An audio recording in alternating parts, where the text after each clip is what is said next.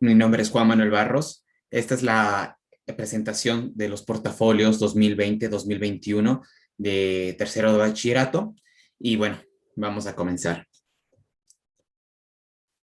Como introducción, la realización de los portafolios tiene como objetivo dar evidencia sobre los temas aprendidos en el año lectivo 2020-2021. En esta presentación podremos observar los trabajos que efectuamos, dar opinión y reflexión de cada materia, desde las experiencias vividas en clases virtuales hasta cómo fue desenvolviéndose la materia para su finalización. Bueno, los índices tenemos la presentación de lengua y literatura como primera, como segunda la presentación de historia, como tercera física, como cuarta matemáticas, como quinta biología, como sexta química y como séptima inglés. Voy a comenzar con lengua y literatura. Mi reflexión es, a lo largo de mi aprendizaje obtenido en el área de lengua y literatura, he logrado asociarlas en la vida diaria, lo que me ayuda para la comunicación, escritura, recitación, citación y comprensión lectora. Es un gusto haber aprendido esta materia con el licenciado José Gibisaca, el cual ha sido mi mentor de aprendizaje para mi expansión de la literatura histórica y moderna y en manejo de la literatura regional, las cuales me hacen ver el mundo de una manera más poética y liberal. Gracias por el mensaje que me logró transmitir estos años y espero dejar mi huella en la escritura que quiero transmitir a las próximas generaciones de literarios.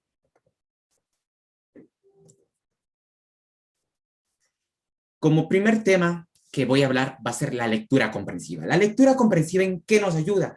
La lectura comprensiva es la interpretación y comprensión escrita de un texto. No habría cómo definirla de mejor manera.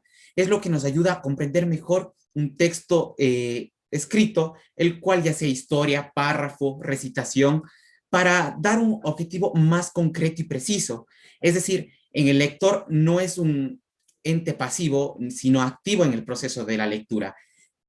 Podríamos tomarlo como interrogar a la acción de la lectura o lo analiza o una crítica de nosotros mismos.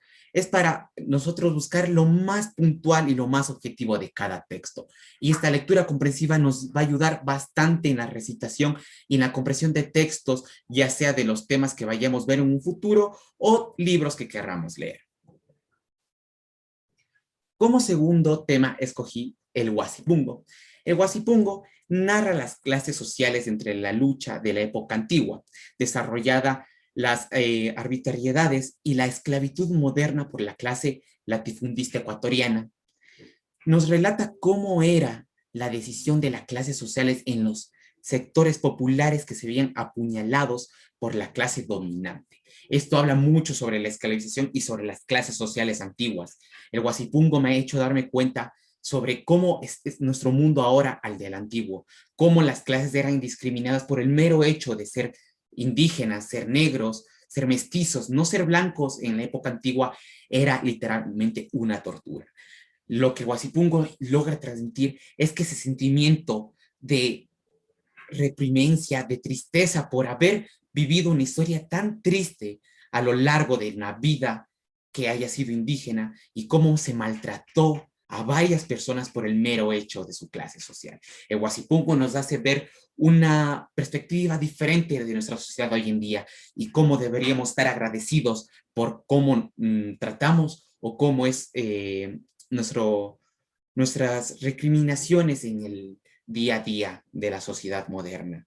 El Huasipungo logra transmitir un sentimiento en el cual debemos cambiar nuestra actitud hacia las otras personas y no el hecho de porque nosotros ser blancos discriminar a otra persona por su color o su estatus social.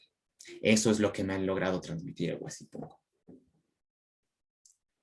En el área de historia nos vamos a adentrar ahora mismo. Bueno, en esta área está a cargo la licenciada Mayra Quesada. Pude tener un aprendizaje óptimo a lo largo de los años compartidos con mi tutora. Los temas desarrollados junto a mis compañeros nos han ayudado en la observación de nuevo conocimiento en el mundo moderno y antiguo, como sus políticas, ideologías, economía de las civilizaciones, sus sociedades y los pensamientos cerrados y liberales de diferentes exponentes, que hoy en día son figuras muy reconocidas que dejaron huella en el mundo. Lo último que me queda decir es dar gracias por los años invertidos y por haberme dado el don del conocimiento para lograrme defender en el mundo de hoy en día. Como primer tema que voy a hablar va a ser el marxismo. ¿Qué es el marxismo? El marxismo, para entrarnos más específicamente, es el gobierno socialismo. Lo que el marxismo busca es que todos tengan por igual sin que alguien esté por delante de otra persona. No busca que una persona tenga más economía, más estatus, más dinero que las demás personas. No, lo que busca es de que todos tengan lo mismo sin que el otro tenga más. Eso es el narcisismo. Los máximos exponentes del narcisismo podríamos llamarlo como Karl Marx. Él escribió un libro, El Capital, que habla de una sociedad socialista en el mundo, la cual sería lo mejor que pudiera existir, ya que obviamente el socialismo lo que busca es que todos tengamos igual, pero lo que no estamos seguros es que si este gobierno o esta forma de gobierno vaya a funcionar. Lo que pasa en Venezuela es causa del socialismo y netamente nuestros hermanos venezolanos no lo están pasando bien. Entonces, el socialismo no ha dado una buena forma de inversión en un gobierno. Lo que nos impulsa a darnos cuenta de que el socialismo no es una buena forma de gobierno es que discrimina a las potencias y encima no permite generar más fuentes de trabajo. Eso es lo que busca el marxismo en su totalidad. Entonces, comparando hoy en día, el marxismo no sería algo netamente propio para nosotros. Lo que nosotros buscamos es que todas las personas tengan fuentes de trabajo, que puedan tener una vida plena. Algunas personas lo lograrán, otras no. Pero que todas las personas de un país se mueran de pobreza por el asunto de que todos tengan igual, o sea, igualitario el gobierno, es una cosa que nos tendríamos que poner a pensar. Segundo tema, el origen y principios de la escuela neoclásica. Bueno, la escuela neoclásica es lo que busca en los temas de la estructura, arquitectura y el arte antiguo. Más concreto en Grecia y Roma son las estructuras y el arte que buscamos. La escuela neoclásica busca la filosofía antigua de estas sociedades para manejarlos en el gobierno de hoy en día. Lo que podríamos ver serían las leyes que nos rigen hoy en día, donde las leyes principalmente se ejercieron al principio de la historia fue en Grecia, donde después ahí se fue transmitiendo para diferentes partes del mundo, lo que ahora podemos conocer como gobiernos o diferentes formas de leyes las cuales nos rigen hoy en día. El neoclásica es, como dije, busca estructuras o busca fundamentos o pilares de de estas dos antiguas civilizaciones para poder transmitirlas hoy en día. Hay estructuras que se pueden encontrar en Italia, Roma, Grecia, España, que transmiten el neoclasicismo. Especialmente el arte busca el estilo antiguo, pero no busca un estilo llamativo, fantasioso. Busca algo que transmite historia. Por eso las pinturas antiguas romanas y grecias logran transmitir la historia antigua que haya pasado. Los antiguas leyes que se erigieron son gracias a la pintura y las estructuras que nosotros podemos ver hoy en día. La escritura antigua romana y Grecia nos han ayudado a darnos cuenta cómo eran esas civilizaciones antiguamente, y eso nos han dado pilares fundamentales para las nuevas formas de gobierno que han existido hoy en día. Entonces, si nos ponemos a pensar cómo sería la filosofía si nunca hubiéramos descubierto estas dos grandes civilizaciones, diría que la filosofía que manejamos hoy en día no sería ni un 4% de lo que podemos ejercer con nuestro pensamiento fisiocrático y filosófico para dar aporte a nuestra sociedad de hoy en día. Ahora pasaré al área de física. Al área de física voy a explicar los modelos del universo. El sistema solar, astronomía antigua, se rige desde tiempos muy antiguos. Para darnos cuenta, vamos a comenzar desde el año 32.000 antes de Cristo, la edad de piedra. El hombre hace insecciones en los huesos para representar fases lunares, lo que posiblemente sea registro astronómico antiguo. Es el registro astronómico más antiguo del que tenemos datos. Entonces, esto de Edad de Piedra fue la principal cabeza o principal pilar que comenzó la astronomía antigua. Después nos pasamos al año 6000 antes de Cristo con los sumereros. Ellos observaron el movimiento de los planetas sobre la elíptica. Ellos nombraron a las constelaciones del zodiaco. Ellos fueron una de las principales civilizaciones astronómicas para los principales pilares que ejercemos hoy en día. Los sumerios es una civilización que se rigió mucho por las constelaciones, ya que ayudaban al paso o a los caminantes para guiarse en medio del camino de la noche, ya que las constelaciones eran como ubicaciones que se podrían dar en el mundo. Pasamos al 3. A 4000 antes de Cristo, en Egipto se creó el calendario con 365 días. Podemos decir que fue la primera civilización en darse cuenta que un año tenía 365 días y los nombres de los días podían derivar. Estos derivaban por el mero hecho de que en Egipto también existían las clases sociales y para los de alta clase social, los días podían variar desde días de descanso, de días de trabajo, pero para las personas normales o esclavos, los días eran totalmente iguales. En el año 569 a.C. a 475 a.C., la Grecia antigua, especialmente Pitágoras, propuso que la Tierra es redonda y que sus estudiantes, que el Sol era el centro del universo, de nuestro universo. Pero eso no fue verdad. Pitágoras tuvo una acertación del 100%. La Tierra podríamos hablar hoy en día que es redonda, no completamente redonda, pero en su mayoría es circular. Y los estudiantes de Pitágoras propusieron esto, ya que decían que la Tierra giraba sobre su propio eje. Entonces, eso era lo que pensaban en la antigua Grecia. Ahora nos trasladamos al sexto, al año 2000 antes de Cristo a 1546 antes de Cristo. Los mayas dan el periodo heliocéntrico. Los mayas fueron una de las principales civilizaciones que ayudaron a esto. Cabe recalcar que los mayas tienen una excelente astronomía y matemática, por los cuales fueron muy admirados en su calendario maya, los cuales tuvo mucha acertación en algunas fases de la astronomía de hoy en día, que se ha podido comprobar.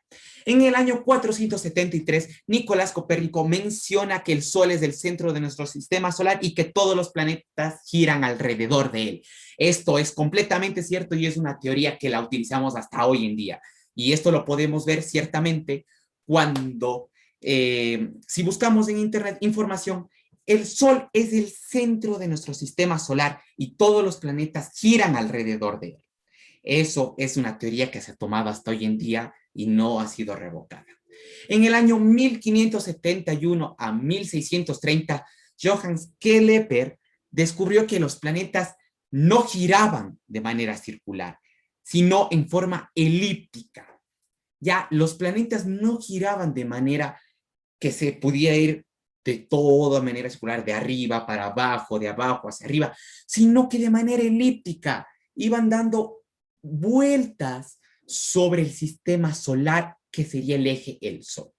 En el año 1564 a 1642, Galileo Galilei fue el primero en ocupar el telescopio con fines astronómicos y descubrió las lunas de Júpiter y los anillos de Saturno. Esto fue muy importante para la astronomía porque fueron descubrimientos los cuales renovaron el siglo. Le expusieron bastante que el universo podía tener nebulosas, estrellas, nuevos planetas, galaxias, constelaciones, millones de cosas nuevas que Galileo Galilei habría puesto un pie para los principales fundamentos y las principales futuras investigaciones que tenemos hoy en día. Bueno, el modelo de Copérnico es lo que ya expliqué anteriormente, pero voy a dar un pequeño resumen. En el siglo XVI, Copérnico publicó el modelo del universo en el que el Sol y no la Tierra estaba en el centro. Las anteriores hipótesis se mantenían desde el siglo II, es lo que vamos diciendo. Copérnico, hasta que no se lanzó, no se arriesgó, esas teorías seguían ahí, entonces no podían hacer nada. Entonces, eso fue el principal fundamento de Copérnico en dar un paso gigantesco para revelar los verdaderos misterios que existen en el universo y la astronomía. Ya, planteado el modelo geocéntrico que fue utilizado por astrónomos y pensadores religiosos durante más siglos. Copérnico planteó y discutió el modelo heliocéntrico en su obra De Revolutivius Optimium Celestium. Es un libro muy reconocido en el cual habla sobre la astronomía y la historia de la astronomía y cómo han sido sus cambios mediante los años y los siglos que han ido pasando y los nuevos descubrimientos que se han hecho. Eso principalmente es la teoría o el modelo de Copérnico que él explicó en su libro. Bueno, la teoría de Copérnico establecía que la Tierra giraba sobre su misma y una vez al día lograba girar. Y una vez al año daba vuelta al sistema, al Sol. Además afirmaba que la Tierra era un movimiento rotatorio que se inclinaba a su eje. Como pueden ver en las imágenes, eso es lo que nos está explicando. La primera imagen de la Tierra en el centro era una teoría negada, que no se pudo demostrar. Pero Copérnico afirmaba que el Sol era el centro. Y eso es lo que manejamos hoy en día. Y eso es lo que en realidad pasa. Aquí es la misma teoría y eso es una de las hojas del libro de que expliqué anteriormente. Y este es Copérnico. Ahora voy a pasar a matemáticas. Ya. El primer tema que voy a centrarme va a ser la correlación. ¿Qué es el coeficiente de correlación? El coeficiente de correlación es una medida que permite conocer el grado de asociación lineal entre variables cuantitativas X y Y. Los siguientes diagramas de dispersión se puede observar que existe relación lineal entre la variable X y la variable Y. Como pueden ver, la corrección positiva entre X y Y va a ir para un plano hacia arriba con los puntos, como pueden ver en la primera imagen. Y en la segunda, si Y va a X, va a ir de manera negativa si los puntos van para abajo. Esto sería principalmente los diagramas de correlación o el diagrama de correlación. Este sub X y sub Y es la covarianza, la que vamos a tener. Y X sobre S sobre X y S sobre Y es la desviación estándar de que X multiplicada por la desviación estándar de Y. Esas serían fórmulas o pequeños fragmentos de fórmulas que se ocupan para la correlación. Y en la persona que ven a su lado izquierdo es el principal exponente de esta teoría, que ya lo vamos a ver más adelante. Ya. Ahora, un diagrama de dispersión no nos da certeza de qué tan débil o fuerte es la relación lineal. Necesitamos una medida que nos da la fuerza de la asociación y la dirección que toma la relación en la recta. Para esto sirve el coeficiente de correlación y está dado por la siguiente fórmula, la que podemos observar en la pantalla. El concepto de correlación se debe a Francis Galton. ¿Quién es Francis Galton? Él fue el principal exponente de la correlación de la imagen primera que pudimos ver, que es de la persona que está a la izquierda, la primera. ¿Ya? Bueno, o también el coeficiente de correlación que usamos hoy en día fue desarrollado por Carl Pearson. Él fue el segundo en desarrollar o dar unos retoques a la teoría de Francis Galton. Él fue como que mejoró la técnica que utilizamos hoy en día sobre la correlación. Ellos dos son los principales exponentes de esto, así que las afirmaciones y toda la teoría que tenemos son gracias a ellos dos. ¿Cómo podemos interpretar el coeficiente de correlación? Bueno, un valor menor que 0 indica que existe una correlación negativa, es decir, que las dos variables están asociadas en un sentido inverso. Y 2, un valor mayor que 0 indica que existe una correlación positiva. Eso es cómo podemos interpretar un coeficiente de correlación. ¿Ya? Y aquí tenemos un ejercicio modelo que hemos planteado con la licenciada Daisy Morocho en las clases virtuales que nos han ayudado mucho para algunas carreras que podrían ser la ingeniería, mecatrónica o carreras que estén asociadas a las matemáticas. Este sería un ejercicio realizado por nosotros como deber y aquí estarían los principales pasos para resolver una correlación. No puedo mencionarlos todos, pero pueden observarlos ahí porque el tiempo me va a quedar corto. Ahora voy a pasar a la materia de biología. Como principal tema que voy a tratar va a ser el cuerpo humano y la salud con alcohol y drogas. Bueno, las drogas son sustancias que actúan en nuestro sistema nervioso central a nivel cerebral. Las drogas actúan sobre los neurotransmisores alterando y perturbando el correcto funcionamiento afectuado a la conducta del estado del ánimo o percepción. Esos son de los temas que hablamos en clases con el licenciado o biólogo Daniel Navas. Las drogas pueden influenciar en tanto mental y físicamente. ¿Cómo puede ser esto? Ya que afecta a los neurotransmisores que envían señales al cerebro y esto daña al pensamiento lógico de la persona. Hace que pueda estar alucinando o generar algún problema en su estado mental que no pueda tener al 100% su memoria o puede estar 100% en su actividad física. En el tema de la salud, el consumo de drogas y alcohol origina o interviene en la aparición de diversas enfermedades, daños, perjuicios, problemas en el organismo y psicológicos, como ya hablamos. Por ejemplo, la hepatitis, la cirrosis, los trastornos de cardiovasculares, la depresión, la psicología, paranoia o etcétera. Esos son de algunas pocas enfermedades que se nos pueden dar o asociar con las drogas y el alcohol.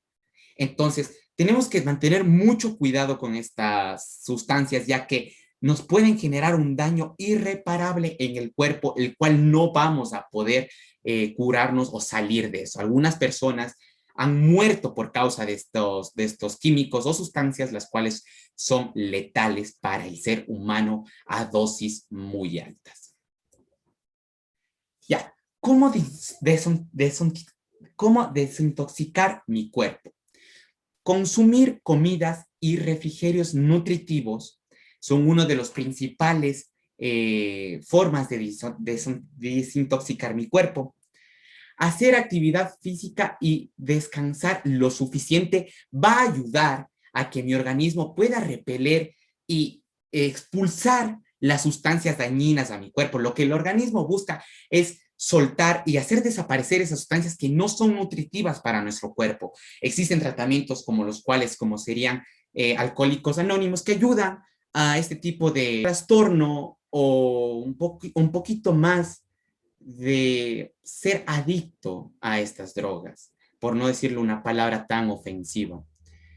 Otra forma de desintoxicar mi cuerpo sería reducir la ingesta de cafeína y dejar de fumar lo máximo posible. El tabaco tiene una droga que se podríamos asociar con la nicotina, que es muy adictiva para el ser humano. Entonces, por eso el tabaco es una de las, también se podría decir, drogas más letales del mundo, ya que causa millones de muertes al año en todo el mundo. Buscar ayuda en asesores o grupos de apoyo regularmente. Es lo que ya dije, por no decirlo de una manera tan fea, puede ser personas adictas o personas con trastornos, los cuales son dañados. Esta manera hay asesores que nos ayudan a intentar dejar estas drogas en lo máximo posible. Y es algo que nos puede hacer un bien, y no solo para nosotros, sino también para nuestra familia, ya que nosotros, no solo nosotros nos causamos el daño, sino que también a nuestra familia. Ahora, voy a querer hablar del efecto del alcohol principalmente en nuestro cuerpo, ya que el alcohol es la droga o la sustancia más bebida o usada en el mundo. El sangrado del estómago o esófago, el consumo o conducto a través del cual viaja la comida, su garganta a su estómago. O el esófago podríamos decir que es directamente todo esto es el conducto hasta que baja mi estómago. Sería el sangrado del estómago y el esófago. Es algo que puede ser muy perjudicial ya que puede ser una enfermedad que se llama cáncer o cirrosis.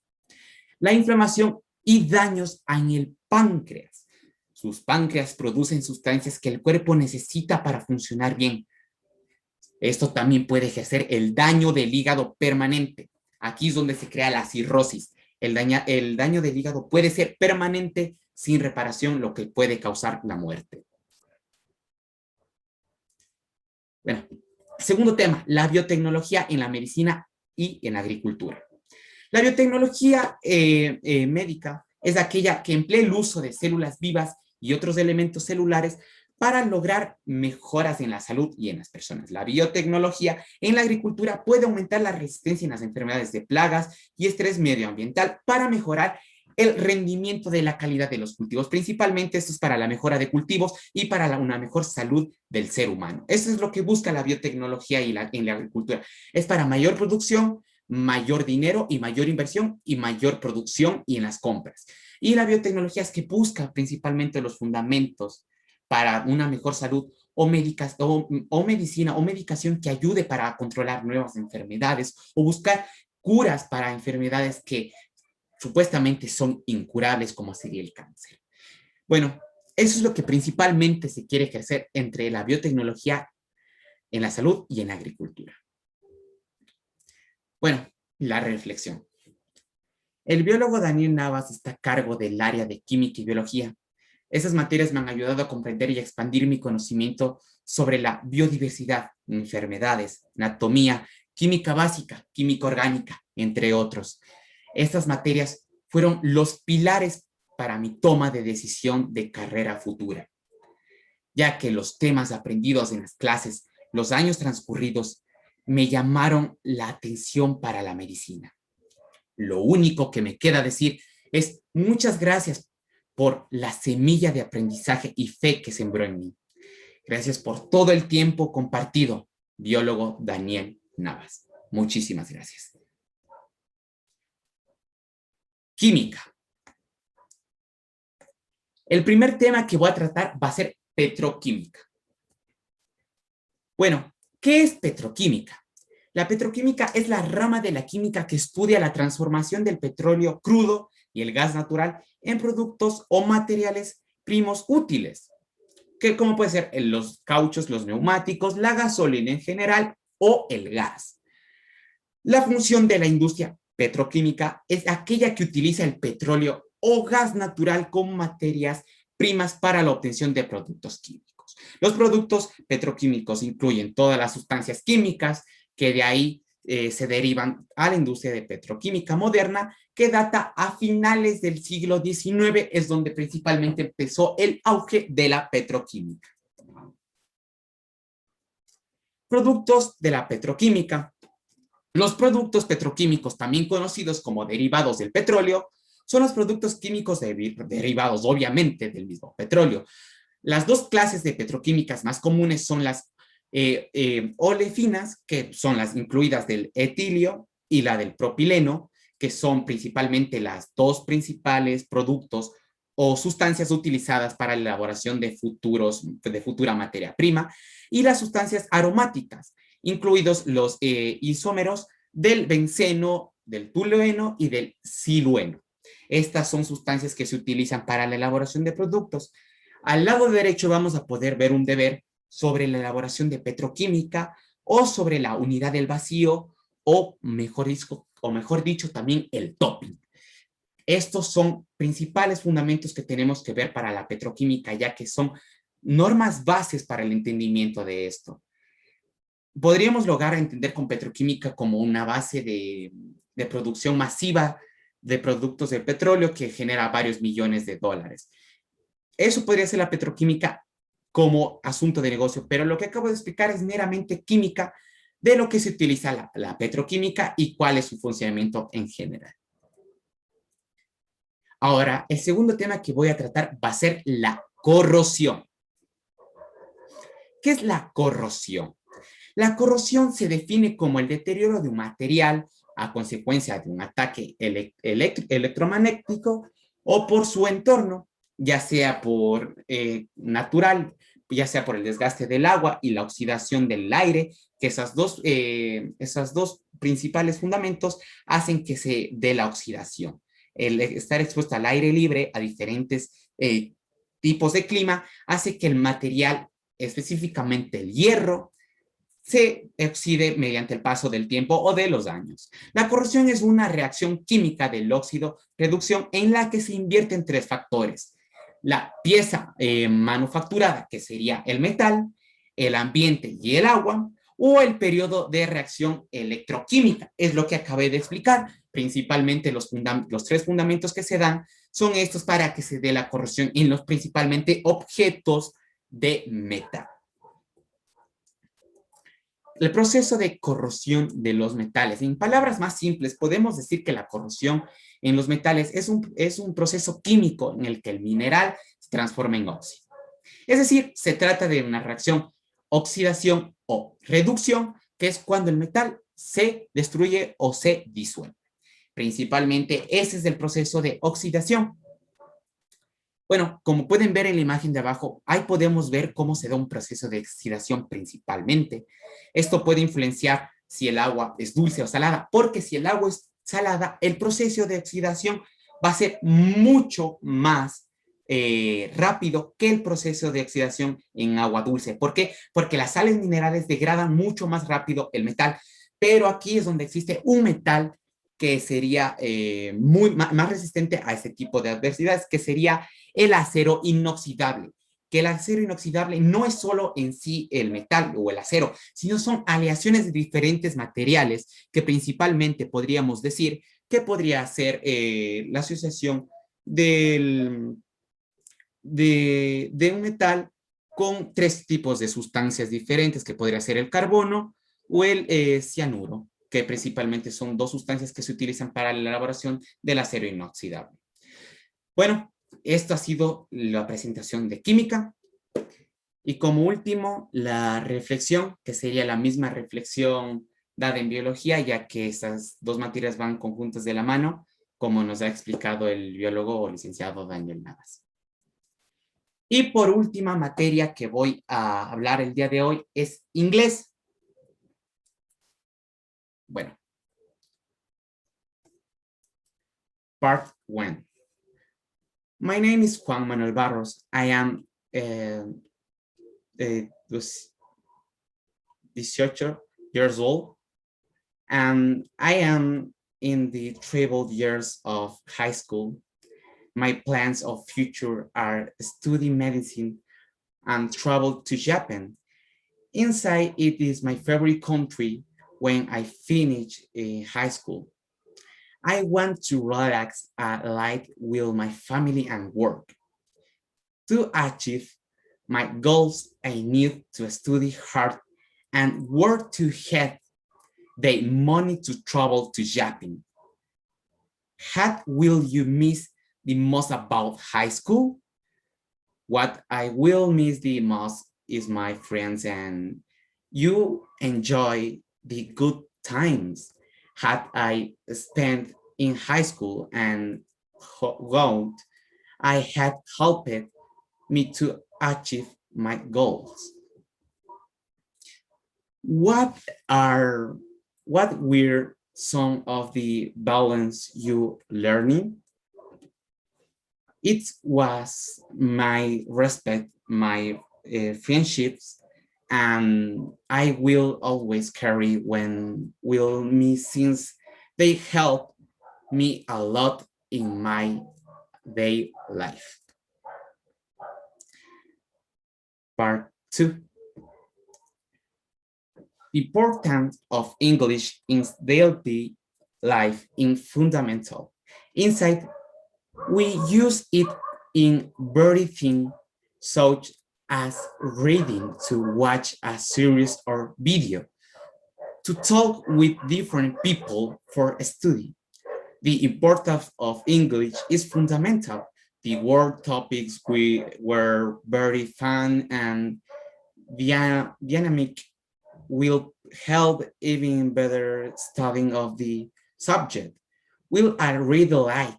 In conclusion, English subject was very fun and I love learning in as much as possible, and thank you very much, teacher Renato. Thank you. Y gracias por todo. Muchísimas gracias.